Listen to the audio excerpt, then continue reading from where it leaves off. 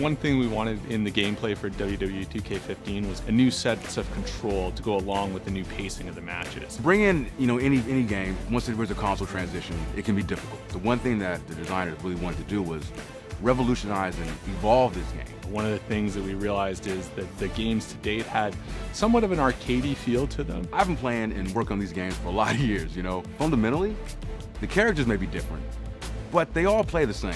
And that's one thing that's always stuck in my craw. But now, when it comes to the Xbox One and the PS4, those shackles are off. So we started looking at things like pacing and flow and how does a match start? What's the middle feel like and what does the end feel like? So there's a really good buildup of momentum and excitement through the course of a match. There's that moment in the beginning where they're testing each other out.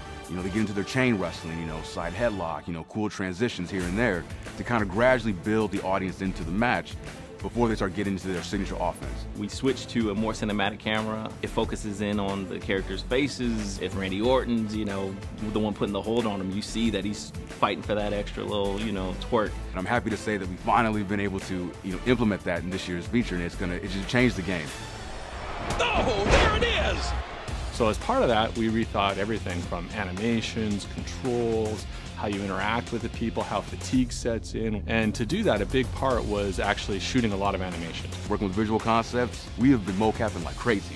Let me tell you, when I'm not in my office, I'm at the mocap studio getting all the latest moves, entrances. The motions we're getting are just simply amazing. Wrestling video games aren't anything without animation data, and so we brought the game up to our own 2K mocap studio and have shot an immense amount of animation, over 6 times more animation than was shot in any previous year, and that's going to help us really kind of bring this new experience to life.